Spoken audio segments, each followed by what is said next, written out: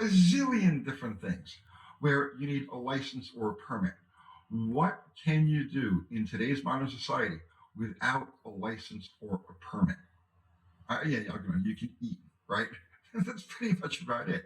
Everything else, if you want to cook the food, you need a license or a permit. If you want to own the building the food is cooked in, you need a license or a permit. You want to cut hair, you need a license or a permit. You want anything, there's a license and a permit. That you have the freedom to choose to either pay for or qualify for or whatever the circumstance is. Do you see what I'm saying? Those things don't exist. Boomer. Let's go back to being a boomer, right?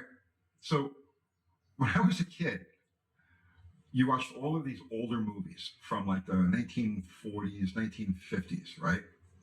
And they would always portray the bad guys, the international bad guys, like the communists or the Nazis or whoever.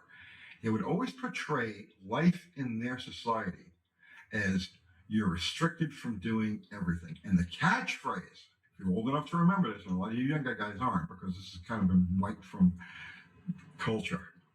The phrase was, show me your papers, right? So in other words, anything you wanted to do, you wanted to get on a train, you had to show the bad guys your papers. You know, you wanted to get on a boat, you had to show the bad guys your papers.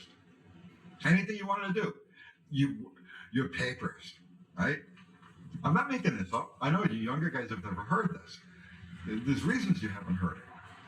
Back in the 1980s, I remember the first time I flew. I used to fly pretty often. I don't fly anymore. I haven't since like the 90s. I remember the first time I flew. It was at a Newark airport. And identification. What? Security? What? No. My buddy dropped me off at the airport. I walked in. I walked up to the desk. I handed them cash. They gave me a ticket. I walked down, I dropped my bag at the thing, walked down the terminal, I got on a plane, and that was it. Same thing